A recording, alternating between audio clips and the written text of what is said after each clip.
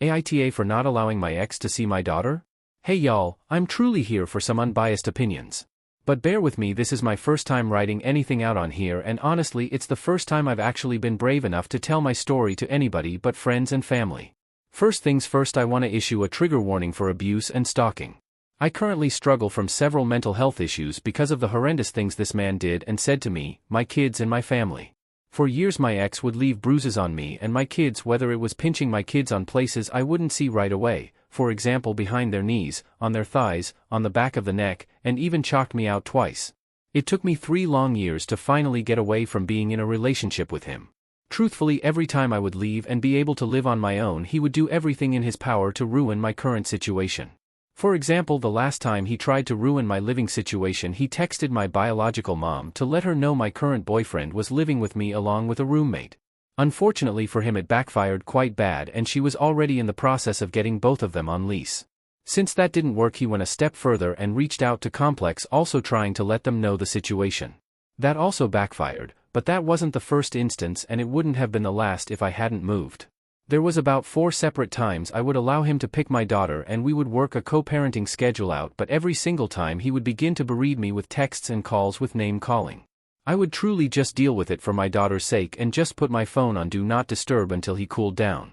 Keep in mind this would be on a weekly basis. Every weekend he'd pick her up just fine and leave, then text me later that night calling me despicable names and questioning me as a mother for allowing my daughter to have 2 separate households. Then once I got my daughter back for the week, I'd block his number because he'd start all over again Sunday night, then unblock him Friday morning so I know when he'd arrive to my house. The reason I mentioned there was 4 separate times he would do this is because my ex was not at all consistent with the schedule we set in place. There was a numerous amounts of times that he'd bail on me Friday because he was too tired from work, so in consequence of him missing on his days I couldn't receive daycare, I would have to call out of work for the whole weekend. Halfway through this whole debacle I would get fed up of not receiving any financial help for daycare, his hurtful words and actions, and his inconsistency. I would decide my daughter wouldn't be allowed to go over to his place until he was ready. If you ever dealt with anyone like my ex, you know they'll do anything in their power to manipulate you and the situation to get control over you. So at that time I was driving a truck he got for me under his name. Big mistake, that was one of the ways he tried to control me.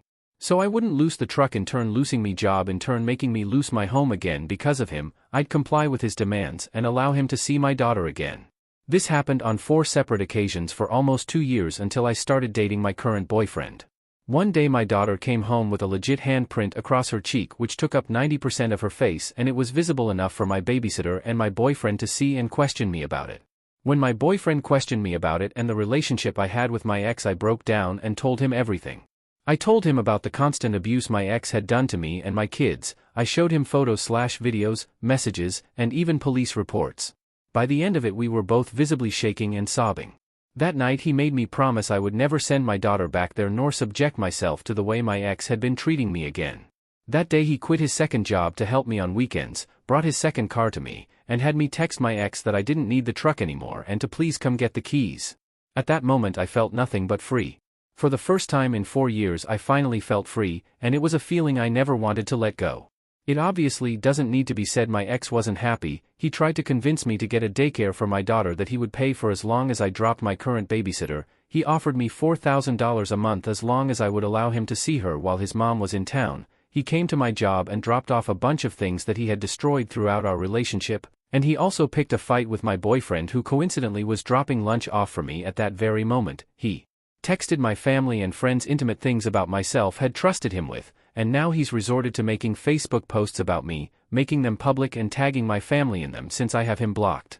I have yet to take him to court truly because I'm afraid to lose custody of my daughter. The amount of trauma he has caused both me and my kids is unforgivable, but he's a master manipulator. For a long time a lot of people believed him over me until he didn't get his way, he'd turn on them also. Slowly but surely everyone started seeing his true colors, and now all my friends and family are in agreement that the man is a monster. However, all his Facebook posts have likes and comments bashing me and questioning me as a mother. I've gotten to the point where regardless of how triggered I may be after being in the same room with him after a year, I need to get a restraining order. Unfortunately though, one cannot afford a lawyer if he decides he wants to send me to court for custody over my daughter. 2. If that for some reason would happen, I'm afraid he'd get partial custody due to his master manipulation and he'll doing something to my baby girl to get back at me. Or 3. The justice system will fail me once again and I won't be able to retrieve a restraining order because any instances of him harassing me in person has already been 8 months. So now I need you, the good people of Reddit. Am I the a-hole for not letting my daughter's dad see her?